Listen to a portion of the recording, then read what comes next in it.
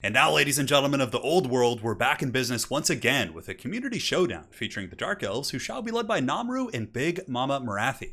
And today, my friends, he faces off against the Vampire Counts, who shall be led by Forsaken and a Lamian Vampire Lord. Certainly going to be some seducing going on, so I don't know if she's going to be able to seduce MORATHI, perhaps the Canadian Assassin, but I suppose we'll find out here. Now, as far as this build goes here for the Dark Elves, front line is going to be Dread Spears. And yeah, normally you see Dark Elves play a very different playstyle, right? They're going to be using repeater crossbows and mobile play, using their very heavy armor-piercing shafts. They have, shades, they have dark shards, although you don't really see dark shards too much in the vampire matchup, but obviously vampires can fly overhead, they can drop zombies and skeletons on top of your archers, but that's why repeater crossbow cavalry is so powerful, right? Because they can reposition and still really pack that punch. Not as much as, of course, a stationary, infantry missile unit, but pretty darn close. So it looks like Dark Elves in this game are going to be going for the classic debuff Death Star, so basically Dread Spears, a Cold One Dread Knights, including the Knights of the Ebb and Claw, free debuffs coming out of the Slaanesha's Harvesters. There's going to be a Bloodrack Shrine as well, which if you guys haven't seen this thing, it's kind of hard to click on, but we'll try our best here. Try and get the Medusa Lady on top, dancing with her mirror here. The Aura of Ardor, going to be buffing up your troops, and the Aura of Agony, lowering the melee defense and leadership of enemy troops. Now, against Undead, you wouldn't think it would matter too much, but it can be the difference between them crumbling and taking free damage and not taking damage at all. It's going to be more Dread Spears in the front, but really, yeah, this is the anchor of the army. So what you do, if you guys haven't seen this before, is you form a Death Star. So you get MORATHI, she has Enchanting Beauty and the Heart Render of the Dark Sword. You'll see that is a combined total of negative 18 melee attack, which is insane. On top of that, you do also get the Death Hag. The Death Hag does have the Chill Blade, which lowers melee attack by another 5. So that's 23 plus the other debuffs on top of that. And the Canadian Assassin just has some nice AoE debuffs and the Assassin's Trophy as well. So you're stacking, the debuffs of MORATHI, the Death Hag, and also the Bloodrack Shrine. It is a ton of debuffs, and it can be super punishing for sure if you're not prepared for it. Now for the Vampire Army, let's take a look here. We do have a front line of skeletons. It looks like some Graveguard with Grey weapons. It's going to be pretty nice here. They'll have some AP against some of the armor here of the Dread Knights, and also should be able to make mincemeat of the Dread Spears. But the biggest issue for this Vampire Army is, are they going to be well equipped enough to deal with the characters? And Double Terror guys with breath attacks. Lamian Vampire Lord's a pretty good sniper as well, especially with Enfeebling Foe. They should have the tools. A lot of it will come down to micro and execution.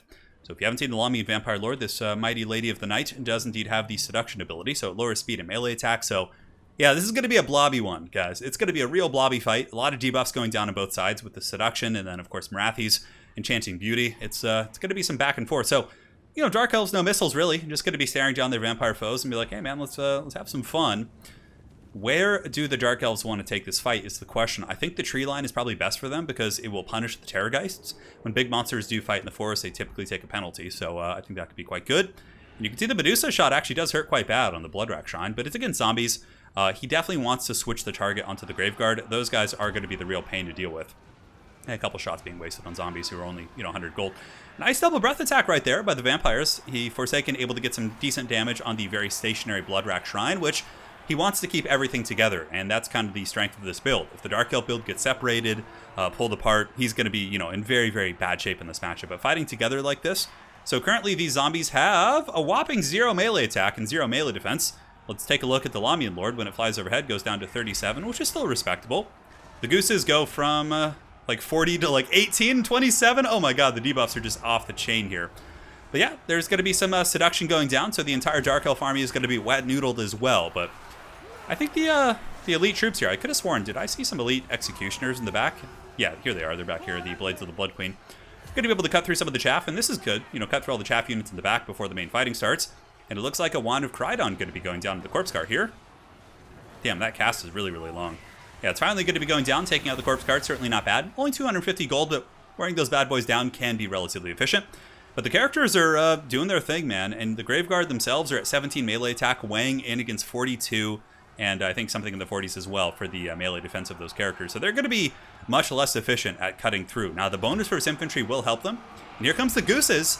It looks like both of the Dread Knights are kind of over here on the flank, trapped up by spears. And Forsaken able to get both of his Gooses in on the Dread Knights, which is certainly a very, very good play here. Taking out those elite cav will open up the doors to many things that some would consider unnatural. No, it'll basically just open up the back line of the infantry and really let you potentially terror out those Dread Spears, who still don't have the best leadership. So it looks like a Scab Scrape going down, which is able to cut through some of the Dread Spears here. And you know what? This is something I did not see in the army here for the Undead. It was looking a little bit bare bones to me, but he does actually have double White King. The White Kings will be exceptional at killing the Canate Assassin and the Death Hag, and as a result, the Bloodrack Shrine has to ride through them and knock them over. But they were able to get some good damage on these characters, and those characters are going to be turning and running for the hills. Now, the gooses are pulling back. 1 goose here, 2 goose here. I feel like I'm singing some sort of a nursery rhyme or something, but the gooses are pulling back, and definitely want to get back up in the sky, utilize their breath attacks, let the Undead Chaff just kind of tar pit and wear these forces down, and I don't know, I don't think gooning the... Yeah, if he can find a way maybe to knock one of the characters away, I suppose like the goose could charge in and like try and push one of them away, but it's tough. So breath attacks going in right there on top of the Bloodrack Shrine are able to get some good damage. As far as the White Kings go, they're both in more or less perfect health. It looks like right there we do have a Soul Stealer going down or something? No, Web of Shadows. And yeah, this is like one of those games that's really going to come down to the character micro. Like who's going to be able to isolate characters better? Can all 3 of the... Oh, and it looks like they're going all in on the Lami and Vampire Lord. You can see a massive chasing effort coming in from the Dark Elves. Death Hag, Canate Assassin, really trying to get that Vampire Lord. And the problem is there's also Knights of the Ebon Claw and Heavy Cav. Now, you guys probably see how he's moving past with the Knights of the Ebon Claw. This is like a classic RTS tactic. You move past the unit, and once you're past it, you then attack it. That allows you to get a full surround. Otherwise, the models are only going to be pushing in and attacking it from the front. So really good control there by the Dark Elf player. Able to trap the Lami and Vampire Lord. And a Soul Stealer going down as well. This is really playing into the strengths of the Dark Elves here, because as a panicked kind of response, the Vampires have to push in to try and save it, right? But then they're being pulled into the Soul Stealer and all those debuffs and various other things like that. But currently, it's still a very close game. I mean, the Dark Elves really have some Dread Spears left. Blades of the Blood Queen are down to 17 models. And that's another thing about Death Star. Blades of the Blood Queen do give the Guardian buff to all the characters, so they get that extra physical resist. But, man, this Bloodrack Shrine is just going ham. It's like riding down this, this Lobby and Vampire Lord. 1 White King, a little bit beat up. The other one, let's go ahead and take note. Yeah, looks like both White Kings are in okay shape. Both Gooses are in okay shape. Oh, no, and they're able to break off the one of the characters here. So the Death Hag, not the Death Hag, but it looks like the Canate Assassin certainly took a beating. So if the Dark Elves want to salvage this situation, they're going to have to somehow pick off one of the characters here for the forces of the vampires. His Hag is very low. Sorry, just hit my microphone there. Might have made some noise. Leadership is so low on all these characters, and a Scab's Wraith going down. The Knights of the Ebon Legion, man, these guys are just so high leadership. It takes forever to break them, and it's something I've seen myself. Up to 106 kills. They managed to pin in the Goose, and the Goose is trying to get away, but he's been doing such a good job with his Cav. And, you know, these Cav units do have good enough mass to actually trap in a Goose.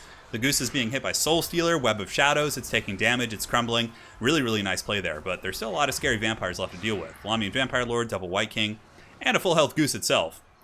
And I wonder what the breath attack situation is for the good old Terrorgeist here. Certainly could get a single breath attack and break that Death Hag. As far as what the Undead have left, there's a couple Graveguards still fighting, some zombies. I would imagine, though, that Forsaken is keeping some sort of summon in his back pocket here. That would be really nice to support the White Kings. And, you know, the Bloodrack Medusa Shrine is a chariot. It's kind of like Volkmar the Grim in a way. It's pretty good against these, like, foot characters. Like the White Kings, Assassin's Trophy is active. There's zombies piling in. Breath attack going in after the Shrine. Does a little bit of damage, but maybe it would have been better used to go after the Hag here. And now he's going in for the Alpha Strike. So this is the chance for the vampires to get back in this game.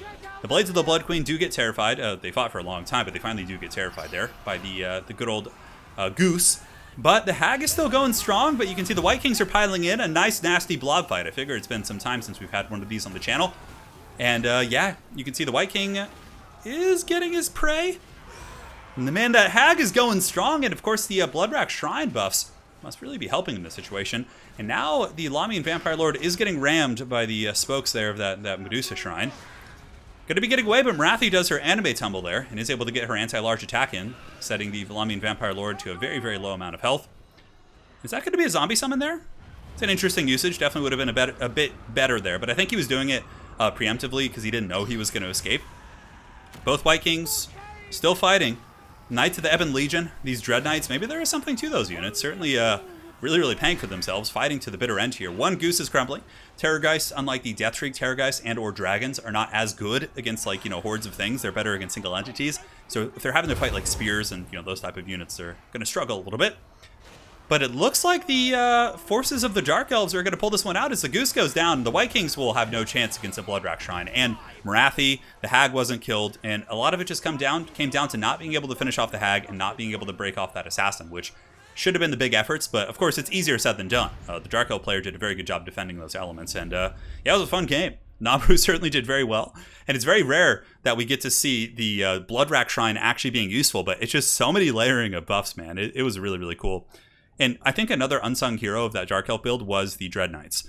Had that Goose earlier been able to escape and the Dread Knights didn't pin it in and kill it, that could have been game over. Like, that would have been more breath attacks, more cycle charging.